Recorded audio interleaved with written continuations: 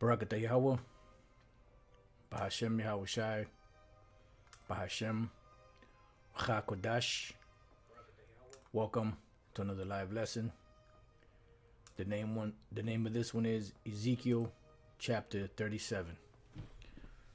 This is chapter I was thinking about earlier this morning, and I just went through it, put a couple of precepts together, and Lord's will, it'll be an edifying lesson.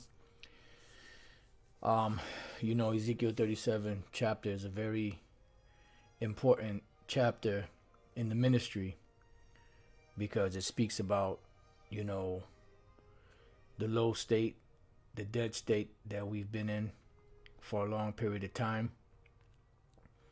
It also speaks about how the Lord, would raise us up out of that position, and it shows the different stages of waking up in this truth. Because there are different stages. There are those that are woken up but not fully. There are those that are partially woken up, those that are halfway woken up, and those that are fully woken up. And the ones that are fully woken up are the elect according to the scriptures. So what we're going to do is we're going to go right to the book of Ezekiel, the 37th chapter. We're going to start off there and take it from there. Ezekiel 37 and 1. Excuse me. It says, the hand of the Lord, Yahawah, Bahashem Yahawashi, was upon me, and carried me out in the spirit of the Lord, and set me down in the midst of the valley, which was full of bones. Now, offhand, you would think that it's just talking about an actual valley, and there was a whole bunch of bones there, and that was the vision. But the pretty much this goes a lot deeper than that, Now, when you understand the geography, or layout of different mountains and hills and peaks, forests and deserts and valley, that valley is a low land, a low ground, usually between two mountains, or two hills. That indentation in between, that's the valley. So that low valley is a representation of America. And why is that? Because America is low in morals and values. They present themselves as having high standards, but they really don't. Because the highest standard that you can get is to trust in Yahawah Bashem Yahawashi. And here they say that in God they trust and all of that, but they don't, because when you look at the actions and the laws and legislations and different things that they do, you could clearly see that they don't worship the Most High. And everything about this place is a gradual degeneration of people's morals, health wise. I mean, just everything, etiquette, everything in general, starts to demoralize from this place, America, because this is Babylon the Great, and this is that harlot that sits upon the scarlet colored beast, And one of the scriptures we usually go to prove that this is a valley is the book of Psalms, the 23rd chapter. And we're just going to go straight to the point.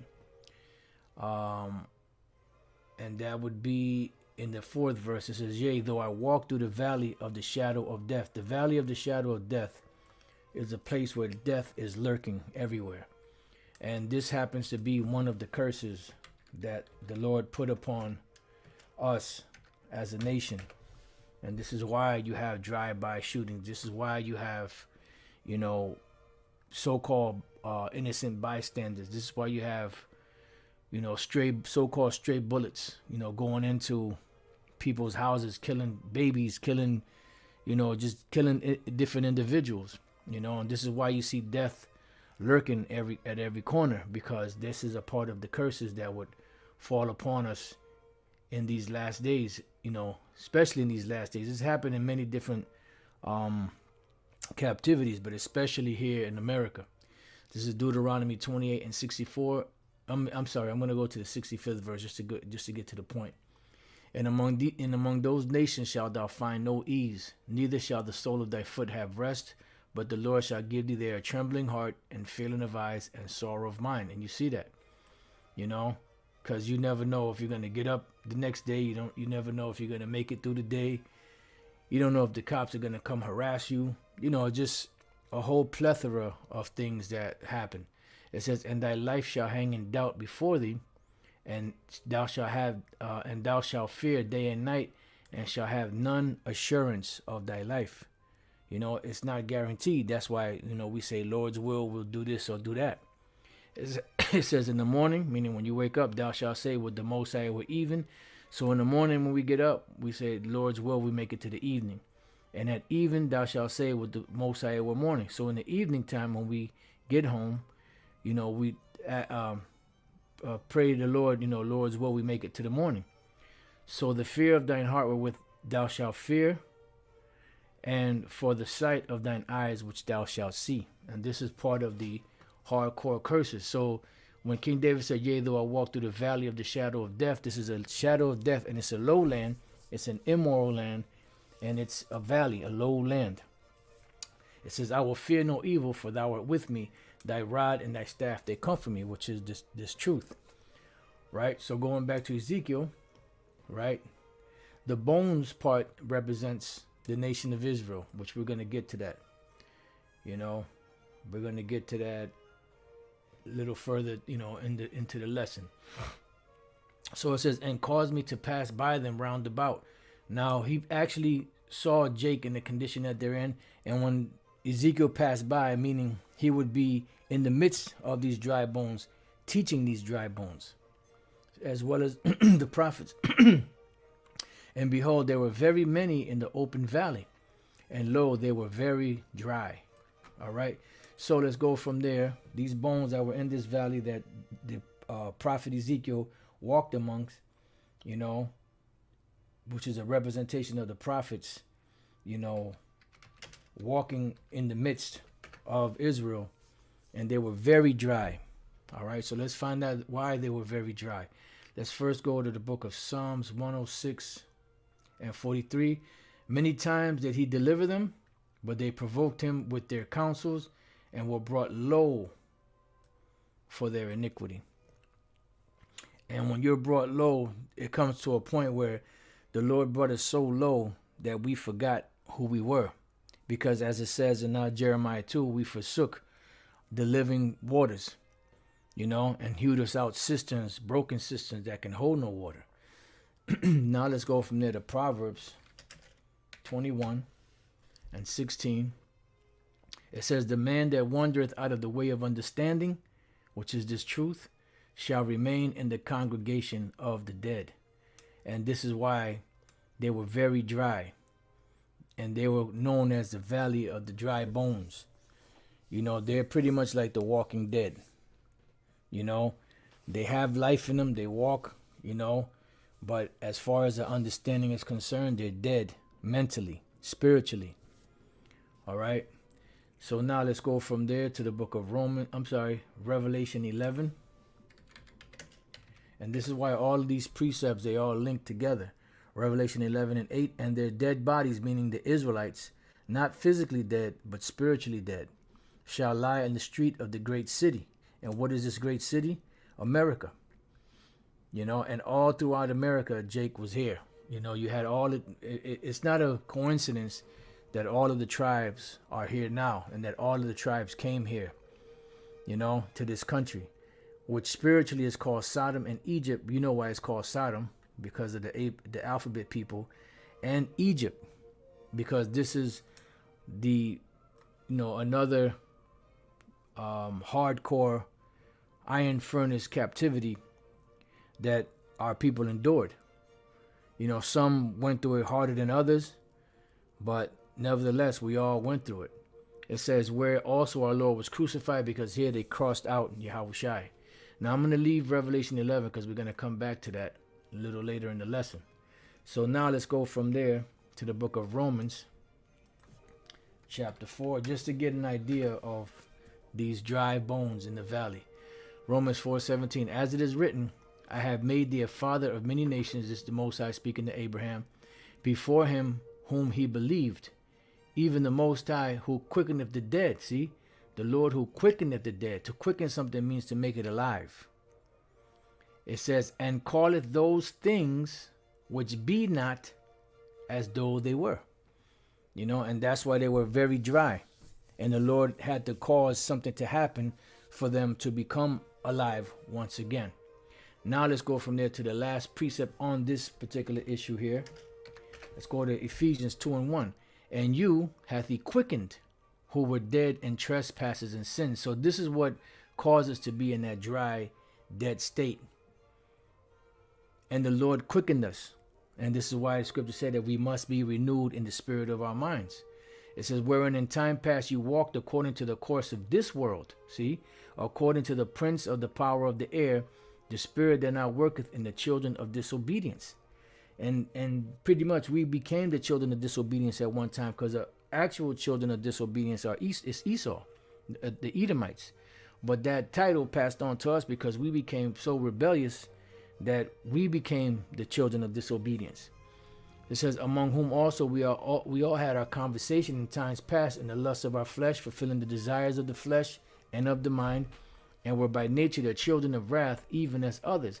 And until the Lord quickened us, woke us up from this dead state. Okay, so it goes on to say, but the Most High, who is rich in mercy, for his great love wherewith he loved us, even when we were dead in sins, hath quickened us together with Yahawashi. By grace you are saved. So we're looking at, you know, the progression from being in a dead state to coming out of that dead state to being fully revived. All right, and that's what we're seeing right now in America, going all the way back to 1969, 1970, when this truth that we're speaking now really started to take hold, you know, of the world, so to speak, and hath raised us up together and made us sit together in heavenly places in Yahawashi HaMashiach. This is why the Apostle Paul in Philippians the 3rd chapter says that our conversation or our citizenship is in heaven, that in the ages to come he might show the exceeding riches of his grace and his kindness toward us through Yahawashi HaMashiach. For by grace are you saved through faith, and that not of yourselves, it is a gift of the Most High, not of works, lest any man should boast.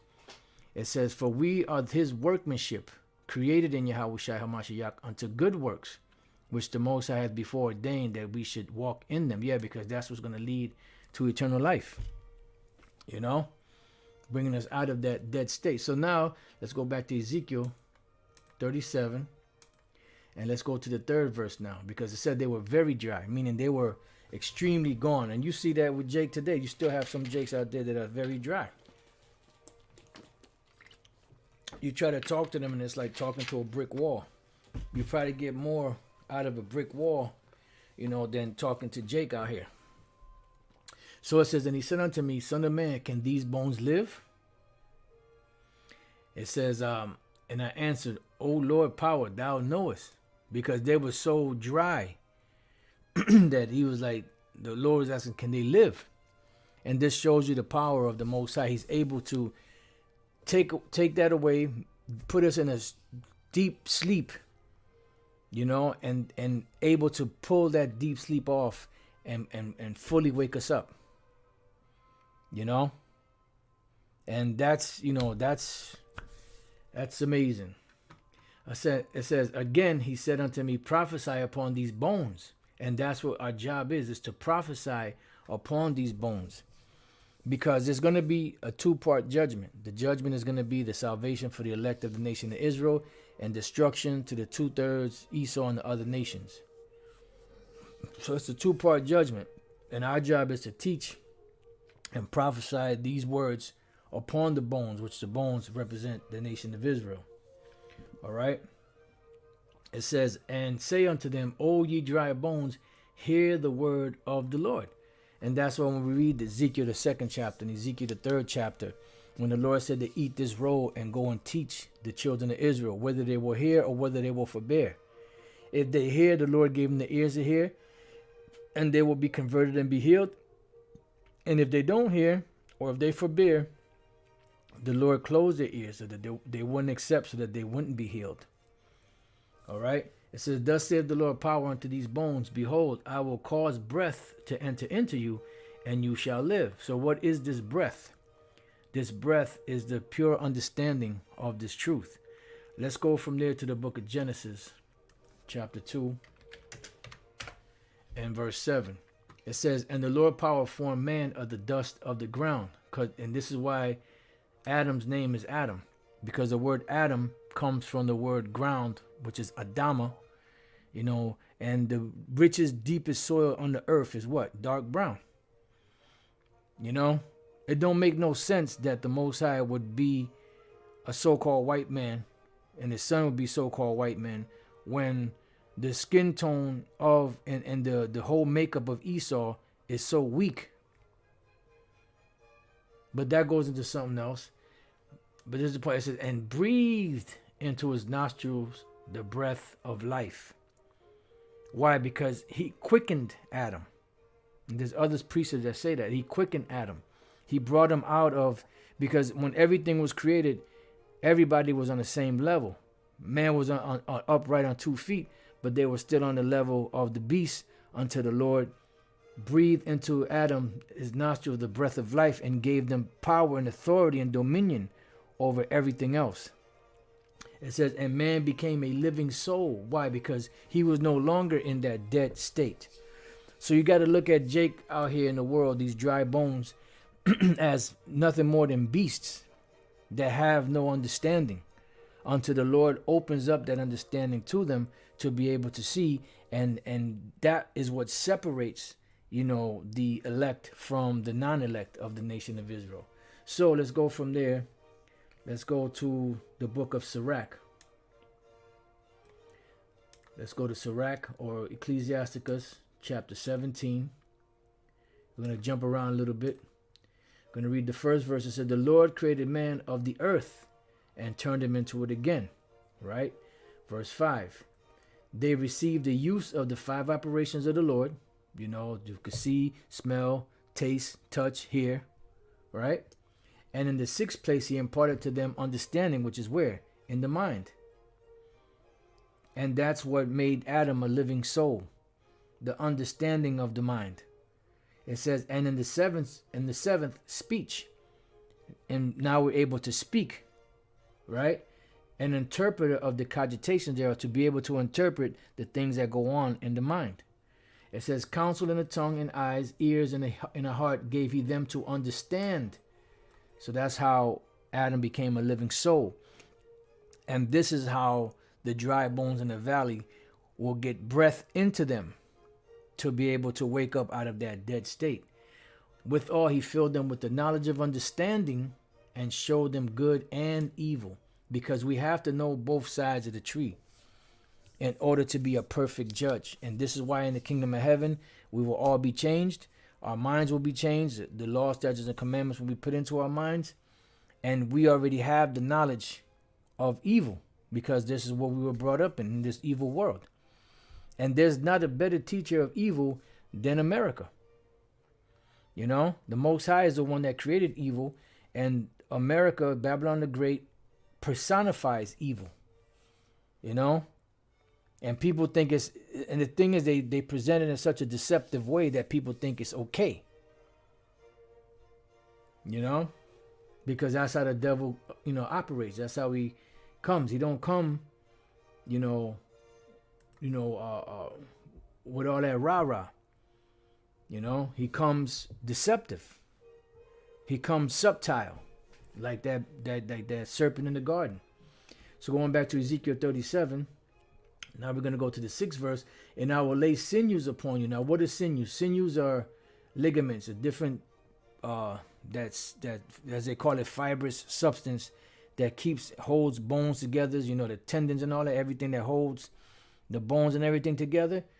And those sinews are a representation of Jake coming together for a particular cause. But ultimately, the cause that they should be coming together for would be the knowledge, wisdom, and understanding of Yahawah Bashem Yahawashi. You know, and you've seen a lot of times in the past where Jake has come together, but just didn't have the right understanding. And that's what this is going to go into. And will bring up flesh upon you. Why? Because now you're going to come together as a people, put differences away for a particular cause. It says, and cover you with skin. Yeah.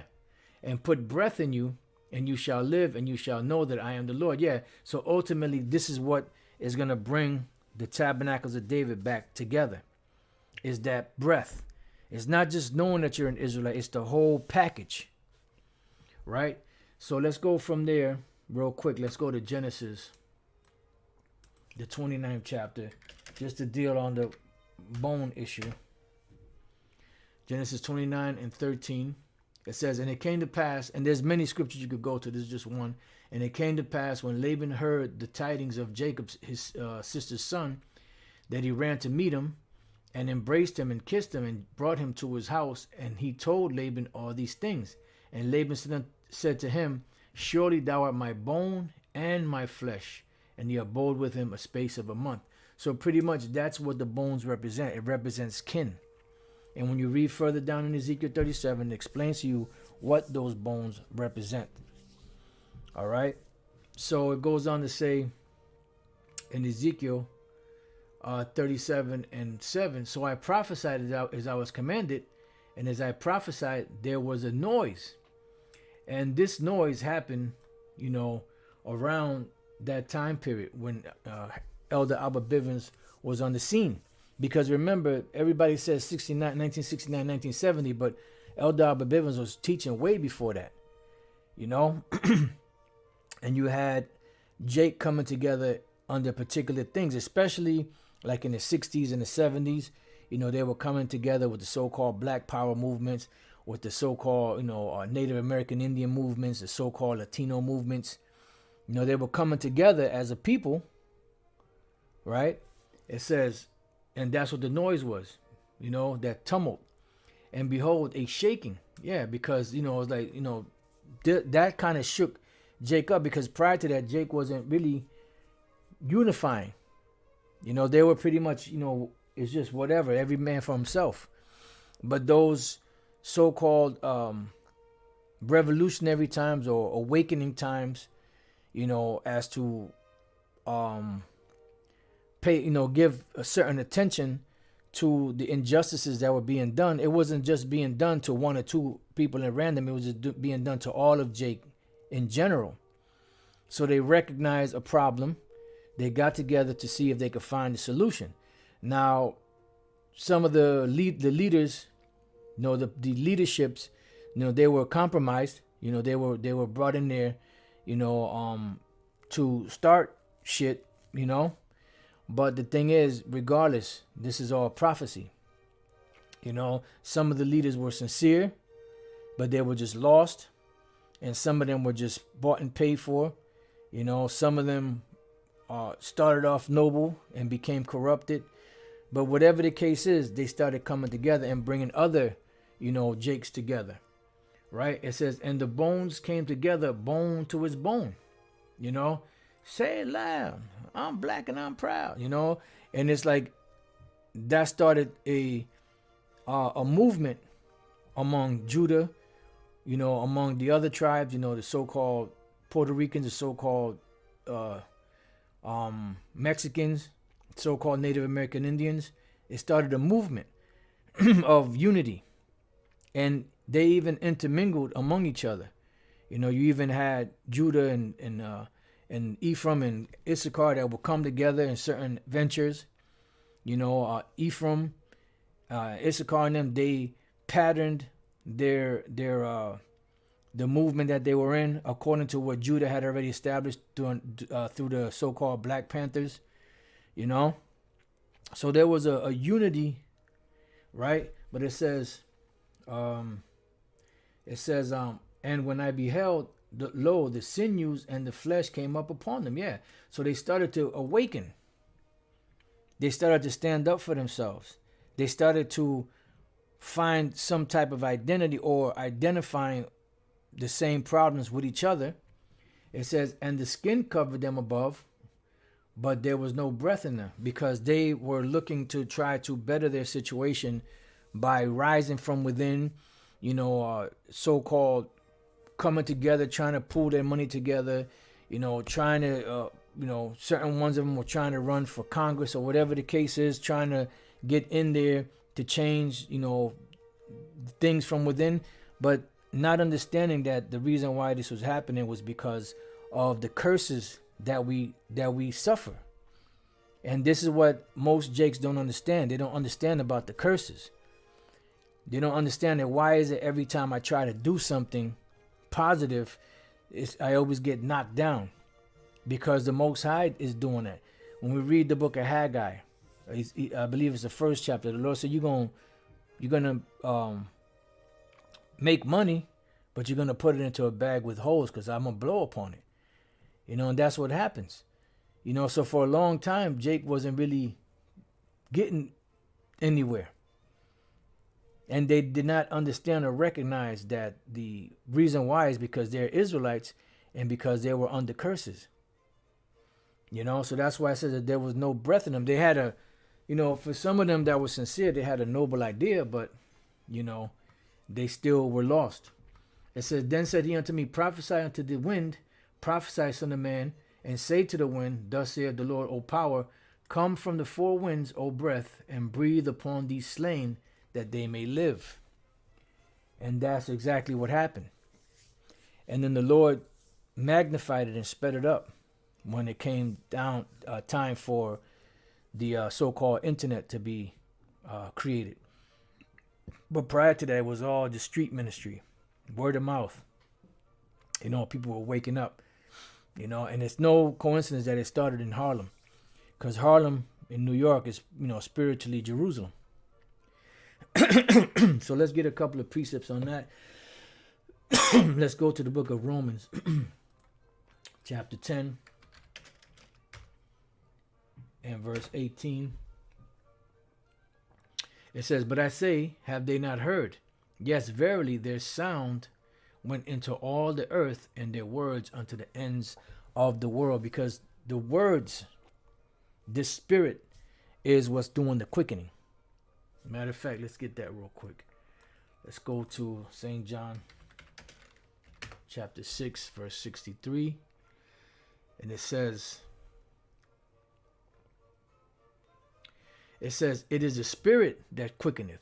So if you can read the words in this book, you can know and quote them, but if you don't have the spirit, you will not be quickened. And this is why these plantation Christians out here, they have a zeal of the Most High, but not according to knowledge. They don't have the proper breath in them. It is the spirit that quickeneth, the flesh profiteth nothing. The words that I speak unto you, they are spirit, and what? They are life. And this is the life-giving force, is the truth, the true knowledge, wisdom, and understanding of the Bible. That's why the Lord said, I will give you passages which will feed you with knowledge and understanding. All right, now let's go from there to the book of Ezekiel 34. And 11. The restoration of Israel, right? For thus saith the Lord power, behold, I, even I, will both search my sheep and seek them out. How is the Lord searching his sheep and seeking them out? By the words in this book, because this is the quickening. This is what's going to get Jake out of that dry bone situation. As a shepherd seeketh out his flock in the day that he is among his sheep that are scattered, so will I seek out my sheep and will deliver them out of all places where they have been scattered in the cloudy and dark day. Because the Lord is allowing his prophets to come out here, allowing his words to be broadcasted to seal the elect, so that once the elect is sealed, what does it say in Revelation 7? Then the destruction can come. You see, this is before it's in the cloudy and dark day, because when the cloudy and dark day comes, that's it. It's going to be finished. So let's go back to Ezekiel chapter 37, and now let's go to 10. So I prophesied as he commanded me, and the breath came into them, meaning the proper breath. So no longer were they calling themselves Black Panthers, Blackstone Rangers, the Brown Berets, the Young Lords, and all those different names that the AIM, in the American Indian, movement. None of that. They were coming together as Judah, Benjamin, Levi, Simeon, Ephraim, Gad, Manasseh, Reuben, Naphtali, Asher, Issachar, whatever tribe they're from. And the first ones that woke up were the tribe of Judah. Why is that? Because the Lord said he would save the tents of Judah first. And this is why Yahawashi came to who first? To Judah. Then the rest of the tribes. And then Judah comprises of Judah, Benjamin, and Levi. And then the rest of the tribes, which is the northern kingdom, didn't come till later. Because the Lord was going to establish his primary, or his the head of the nation of Israel as far as tribe is concerned first. So that the rest of the tribes could magnify themselves against, Judah. So it says, and they lived and stood up upon their feet, an exceeding great army. So this is a certain portion of these bones that received the true breath, and they stood upon their feet. And that's why Esau is nervous now. That's why I wanted to leave Ezekiel, Revelation 11. I'm going to read the 9th verse. And they of the people and kindred and tongues and nations shall see their dead bodies 3 days and a half, which is 350 years, and shall not suffer the dead bodies to be put in graves, because they didn't give them rest. They didn't give them that breath. But Yahawah Bashem Yahawashi did. Right? Now I'm going to just jump to the 11th verse. And after 3 days and a half, and this is when it happened, to the day. Because when you go back, Judah, Benjamin, and Levi, southern kingdom, was already being brought over here prior to 1619, 1620, or as early as I think it's the 1500s. They were already being shipped around. But 1619 is when the bulk of the 1619, 1620, that's when the bulk of the slaves were brought over here. And after this time period, that 350 years from the point that they got here to 1969, 1970, that's when this truth really started to flourish. It says, and after 3 days and a half, the spirit of life from the Most High entered into them. That was that breath, the quickening. Because prior to that, Jake was in a dead state, in a dry bone state. And they stood upon their feet, and great fear fell upon them which saw them. Why? Because they see them taking their stand, and they're like, damn, how did they wake up? Now, there's something that High Priest Ariah, told us back then. I heard it indirectly. I'm not sure if I heard it on a cassette. I believe I heard it on a cassette. That he said that they were out there teaching on the island. I believe it was the island. On, I believe that was 44th, if I'm not mistaken. And this one limousine pulled up. I'm not sure if I believe it was just one Edomite. It could have been two, but I believe it was one Edomite. Got out, read the sign, and he asked them, how in the hell did you guys find this out? We paid millions of dollars to keep this thing covered up. How did you find out about this? And it's the Lord. The same way with the 12 tribe sign. And that's a big issue, a big controversy. But yet, all the people that have a problem with it, nobody has a 12 tribe sign. It's amazing to me, man. Shit. All right. Now let's go back to Ezekiel 37 and 11. The vision explained. It says, then he said unto me, son of man, these bones are the whole house of Israel. Why? Because the Lord is bringing back, he's building up the tabernacles of David, which are fallen. All right. Now let's go on. It says, behold, they say our bones are dried and our hope is lost. We are cut off for our parts. And that's why we became dry. Very, very dry. It says, therefore prophesy and say unto them, because the prophecy is important, because prophecy is the spirit of life that's being taught out there. And once that spirit of life, which is the seed, which is the word of the Most High, enters into the mind, the good ground of the elect, it takes root, it seals, and it delivers. And that's why it's so important to prophesy and be out there in the streets with that 12 tribe sign.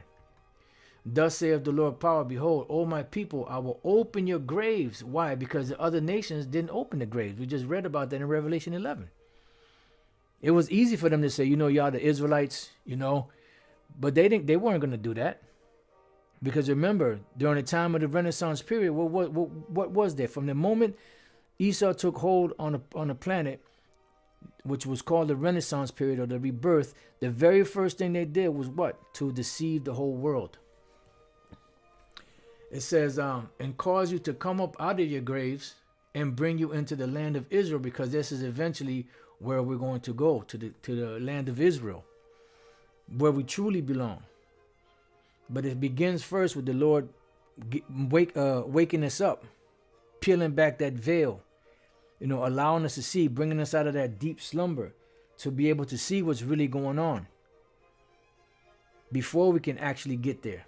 And there's a process, and then we had to teach. That's why the Apostle Paul told Timothy, look, when you teach this word, make sure you teach it to those that will be able to teach others also. And you shall know that I am the Lord when I have opened your graves, O my people, and brought you up out of your graves, and shall put my spirit in you, and you shall live. See? Because you've had the word, the Bible has been out there for ages. How come it wasn't until 1969, 1970, through Elder Abba Bivens and the other men that he taught, that this word was being pushed out and the true awakening happened? Because this was the spirit of the Lord.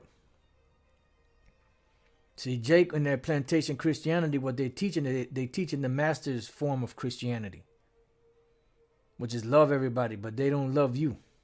Amazing. And I shall place you in your own land. Then shall you know that I, the Lord, Yahawah Bashem Yahushua, have spoken it and performed it, saith the Lord.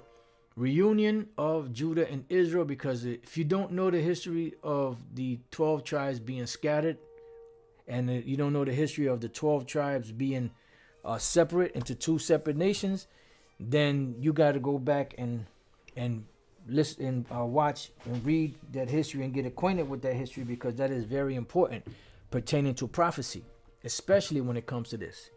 It says, the word of the Lord came unto me, saying, moreover, thou son of man, take thee one stick and write upon it for Judah and for the children of Israel his companions, and take another stick and write upon it for Joseph, the stick of Ephraim, and for all the house of Israel his companions. Why? Because the nation was split into two. The leader of the southern kingdom was Judah. The leader of the northern kingdom is Ephraim. And so when you take these two sticks and you write upon them all of these, the names of these tribes, and join them one to another into one stick, and they shall become one in thine hand. And this is why we have the 12 tribes chart out there, because it's one stick or one plank, and it has a list of all the 12 tribes together, because this is what the Lord is doing. He's bringing the tribes back together. And when the children of thy people shall speak unto thee, saying, wilt thou not show us what thou meanest by these? Yeah, because this is a conversation piece, and it opens up a whole door into, dialoguing with Jake when they sincerely asking the question of what do you mean by this? I see myself on the sign, Simeon or Judah or whatever. What do you mean by this?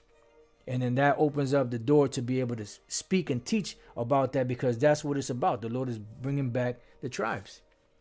Say unto them, thus saith the Lord power, behold, I will take the stick of Joseph, which is in the hand of Ephraim, and the tribes of Israel his fellows, and will put them with him, even the stick of Judah, and make them one stick, and they shall be one in mine hand. All right. So it goes on to say, and the sticks whereon thou writest shall be in thine hand before their eyes. That's why it's important to be out on the streets with the 12 tribes sign. It's good to do these lessons, on camera or whatever the case is, but the main ministry of this truth is out there on the streets, street ministry.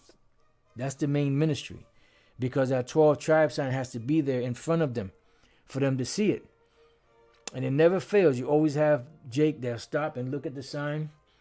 Some of them might just look at it and keep going. Some of them might look at it and inquire and then leave. And some of them might they might just stay. That might just be the hook that gets them. Inside joke. It says, and say unto them, thus saith the Lord power, behold, I will take the children of Israel from among the heathen, and this is what's happening through the word, which I actually forgot to go to that one in Baruch, the 4th chapter. You could go to Baruch 4 and Baruch 5, where it speaks about the Lord gathering Israel by the word, whither they be gone, and will gather them on every side and bring them into their own land. And this is what the ministry is about. Salvation, so that we can get back to our own land. And I will make them one nation in the land upon the mountains of Israel. Why? Because we're split into two. And one king shall be king to them all. That's King David. Yahawah is ultimately going to be over everybody. But on the earth, you're going to have King David. He will physically be here ruling over Israel. And they shall be no more two nations. Why? Because we were split into two. Neither shall they be divided into two kingdoms anymore at all. Because this is cemented. So when we go out there and bring out the sign and break it down to the spirit and power of Yahawah, and you have those that say, well, no, the Latin tribes ain't Israelites, the Native American Indian tribes ain't Israelites. They're separating. The Lord said there will no more be two kingdoms anymore, two nations anymore. Yahawah said, he that gathereth not with me scattereth abroad. It says, neither shall they defile themselves anymore with their idols, nor with their detestable things, because this is what brought us down to that dead state, to that valley of the dry bone state. Nor with any of their transgressions, but I will save them out of all their dwelling places wherein they have sinned, and will cleanse them, so shall they be my people, and I will be their power. Now let's go to Amos 9. 9 and 9. It says, for lo, I will command and I will sift the house of Israel among all nations. So how is the Lord doing the sifting? By the word. This word is what's doing the sifting. Shaking Jacob. That's what you're seeing certain Israelites waking up around the world that don't look like your typical so-called Negro, or so-called West Indian, or so-called Haitian, or so-called Puerto Rican, or so-called Dominican, so on and so forth. Like as corn is sifted in the sieve, yet shall not the least grain fall upon the earth, because in the end, when the kingdom is established, all Israel shall be saved. There will not be any Israelites lost, because even the ones that get destroyed on this side will make it into the kingdom of heaven eventually. So it says, all the sinners of my people shall die by the sword, which say the evil shall not overtake nor prevent us. And that's what the Lord's going to do. He's only going to be a remnant that's going to be saved. Then again, here it says, the restoration of Israel. In that day will I raise up the tabernacle of David, which is the house of David, that is fallen, because we fell. We came to that dead state, that valley of the dry bone state, and close up the breaches thereof, meaning all of the differences between the tribes. It says, and will raise up his ruins, and will build it as in the days of old, when the whole nation was together as one. The only difference is now, before the kingdom of heaven, all the tribes will come together, but only the elect from the tribes will come together. Remember, Revelation 7, 12,000 out of the tribe of Judah, 12,000 out of the tribe of Benjamin, so on and so forth. So those are the only ones that's going to be saved, are the elect of the 12 tribes, and the multitude, which speaks about the nations and all that. That's talking about Israelites scattered, because they're being gathered by what? By the word. And I will raise up his ruins, and will build it as in the days of old. So back to Ezekiel 37 and 24, the Davidic kingdom.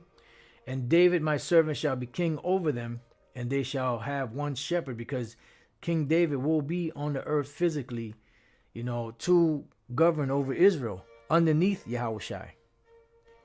Because remember, there are set thrones. There are going to be many thrones in the kingdom of heaven of the men. They shall also walk in my judgments and observe my statutes and do them. Why? Because they're going to be written into our inward parts, because we're going to be changed. And they shall dwell in the land that I gave unto Jacob my servant. Yeah, because finally, once that land is destroyed and renewed, then the Lord is going to, we're going to be able to be in that land and run it righteously, because it's holy to the Lord.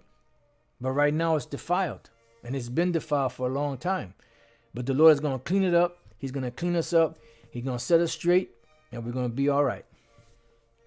Everything going to be all right this morning. It says, wherein your fathers have dwelt, and they shall dwell therein, even they and their children and their children's children forever, because never again will we be taken out of that land. The scriptures say that the, how does it go? 2 Samuel, let me get that real quick.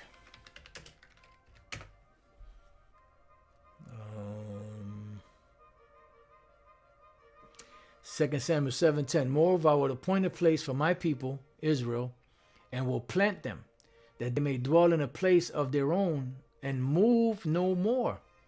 Neither shall the children of wickedness, Esau, afflict them anymore as before time. All right? All right. So it says, and their children forever, their children's children forever, and my servant David shall be their prince forever. Ezekiel 37:26. Moreover, I will make a covenant of peace with them. It shall be an everlasting covenant with them, and I will place them and multiply them, and will set my sanctuary in the midst of them forevermore. My tabernacle also shall be with them. Yea, I will be their power, and they shall be my people. And that's why we're no longer going to have the Ark of the Covenant there, because Yahawashi is the Ark of the Covenant now.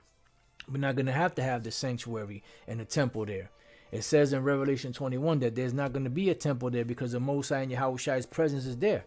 Because the reason for the temple was in the Holy of Holies, to be set up with the Ark of the Covenant, with the cherubims and the mercy seat, was for the appearance of the Lord to come there to show his mercy upon us during the Day of Atonement, when the high priest would go in there and offer sacrifices for our sins. But the Lord is going to be there with us, because we're going to be perfect. We're not going to need to have an intercessor anymore to plead our cause, because the Lord is going to perfect us. That's why I say we shall be his sons and daughters. It says, and the heathen shall know that I, the Lord, do sanctify Israel, where my sanctuary shall be in the midst of them forevermore. Yeah, because no longer are these nations going to jump up and claim that to be us. No longer are these nations going to be able to jump up and treat us like crap. They're going to be like, damn, those are the people of the Lord, truly. And they're going to acknowledge it like they acknowledged it in the past, but even greater. Because not only are we going to be changed physically, spiritually, mentally, laws, statutes, and commandments put into our minds, but we're going to have spiritual power. We're going to have a glow around us. We're going to be magnified greatly. That's why King David said, man, I can't wait till I wake up with your likeness. You know? So there's going to be a great magnification. First and foremost of Yahawah B'Shem Yahawashi, and then of us, the Israelites. You know? And this is how it was supposed to be from the beginning, but we had to go through this trip. We had to go through this fall. And we had to be cleaned up, revamped, refurbished, and set back, on the path of righteousness, which we're on right now. All right, so that's been Ezekiel chapter 37.